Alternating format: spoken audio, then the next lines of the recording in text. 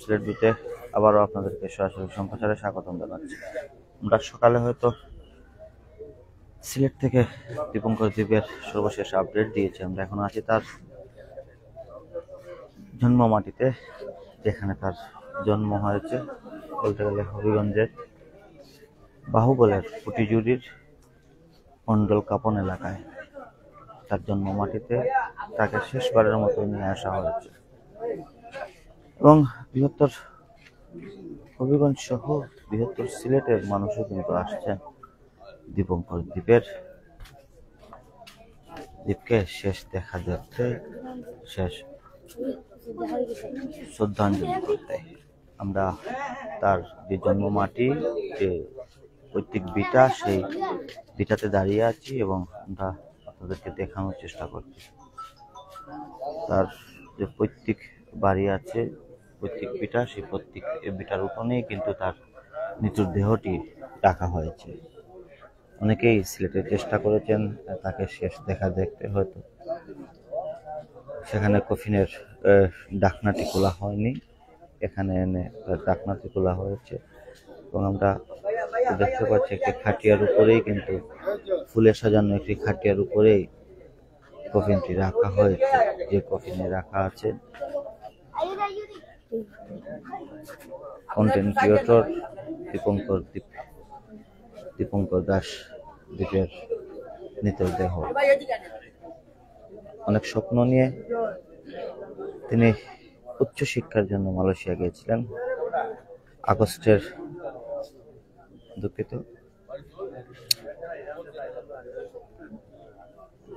অক্টোবরের 12 তারিখে, কিন্তু নভেম্বরের 13 তারিখেই কিন্তু তার দুঃসংবাদটি আসে। 1 মাসের মধ্যেই সবকিছু উলটপালট হয়ে গেল।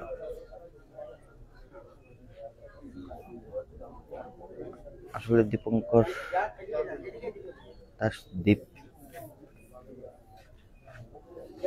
এত ভালোবাসার মানুষজন, যে যারা আজ সকালেও আমরা দেখেছি, গতকাল সারা রাত জেগেও কিন্তু তার জন্য অপেক্ষা করেছিলেন, তাকে শেষ দেখার জন্য সিলেটে।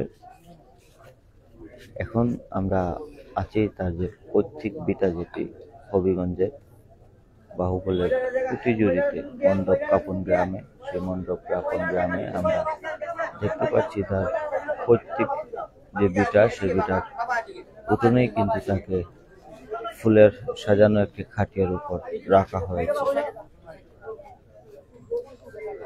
তাদের ধর্মের যে কাজ আছে, যে কাজ করতে হয়, সেগুলোই এখানে শেষ করবেন তারা। একটু আগে দীপঙ্কর দাস দ্বীপের মা এসে ছেলের গলায় জড়িয়ে ধরে কান্না করছিলেন আর বলছিলেন, বাবা একবার ফিরে আয়, একবার ফিরে আয়। আত্মীয় স্বজন সবাই দীপঙ্কর দাস দ্বীপের জন্য কান্না করছিল।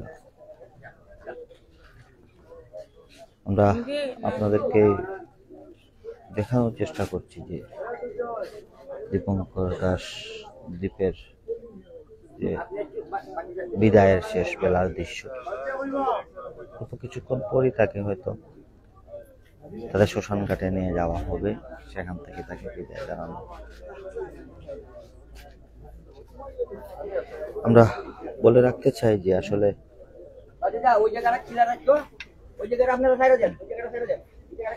দীপঙ্কর দাস দ্বীপ ছিলেন, তার যে কন্টেন্ট গুলো ছিল সেগুলো আসলে শিক্ষণীয় এবং প্রয়োজন নিয়ে দেখার মতো তিনি তৈরি করতেন। সে কারণেই তিনি শুধু সিলেট নয়, সারা বাংলাদেশেই আলোচিত এবং পরিচিত এবং সবার ভালোবাসার পাত্র হিসেবে আছেন। অনেকেই মেনে নিতে পারছেন না যে 21 বছর বয়সে এই দীপঙ্কর দাস দ্বীপ সবাইকে ফাঁকি দিয়ে চলে যাবেন। আমরা আছি এখন মন্ডল কাপন গ্রামে, ফুটিজুড়িতে। এখান থেকেই দীপঙ্কর দাস দ্বীপকে শেষ বিদায় জানানো হবে।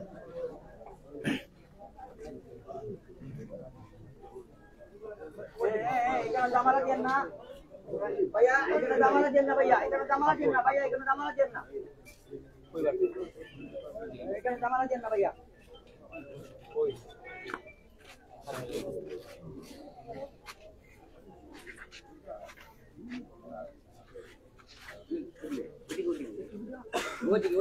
আমরা দেখেছি যে সিলেটে গতকাল রাত থেকে কিন্তু দীপঙ্কর দাস দ্বীপের যে ভালোবাসার মানুষগুলো আছে, দীপঙ্কর দাস দ্বীপকে যারা পছন্দ করেন, তারা কিন্তু গতকাল রাত থেকেই তাকে এক নজর দেখার জন্য ভিড় জমিয়েছিলেন তার যে এলাকা, সেই এলাকায়।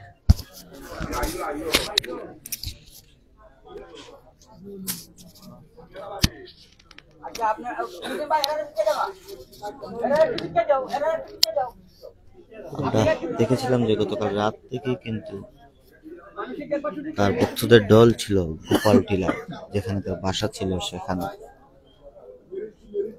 সারা রাত অপেক্ষার পর তারা সকালবেলা দ্বীপকে দেখতে পারেননি। তারপর শ্রদ্ধা জানিয়েছেন।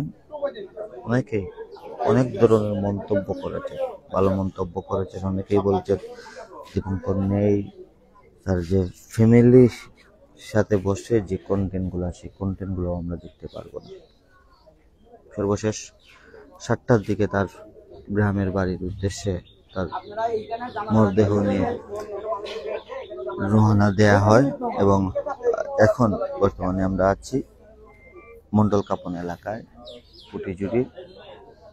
হবিগঞ্জের পুটিজুরির মন্ডল কাপন এলাকায়, যেখানে তার বেড়ে ওঠা, যেখানে তার জন্ম মাটি।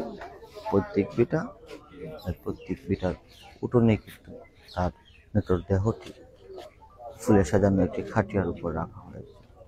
আমরা দেখেছি অল্প কিছুক্ষণ আগেও কিন্তু তার সব থেকে প্রিয় যে মা, সেই মা এসে কান্না করছেন, ছেলের গলায় ধরে ডাকছেন ছেলেকে।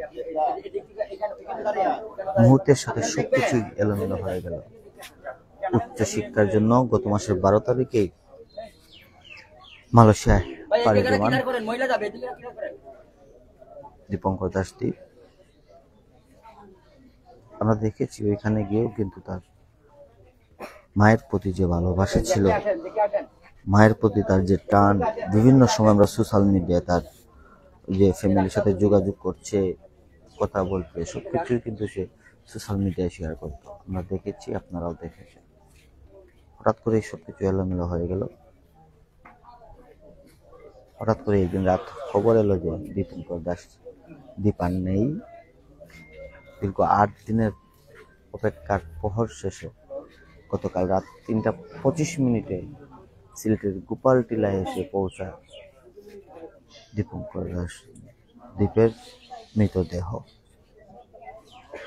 সকাল 7টা অবধি গোপাল টিলায় তার দেহ রাখা হয় এবং 7টার পর হবিগঞ্জের বাহুবলের পুটিজুরির মন্ডল কাপন গ্রামের উদ্দেশ্যে সিলেট থেকে রওনা দেওয়া হয়। আমরা তার গ্রামের বাড়ি থেকে এখন আপনাদেরকে সরাসরি তা দেখানোর চেষ্টা করছি। দর্শক, এই ছিল আমাদের কাছে দীপঙ্কর দাসের প্রত্যেক বিটা থেকে দীপঙ্কর দাসের শেষ বিদায়ের সর্বশেষ খবর। পরবর্তীতে আবার কোনো না কোনো খবর নিয়ে প্রকাশিত হব। ততক্ষণ ভালো থাকুন, সুস্থ থাকুন, সিলেটের সাথেই থাকুন।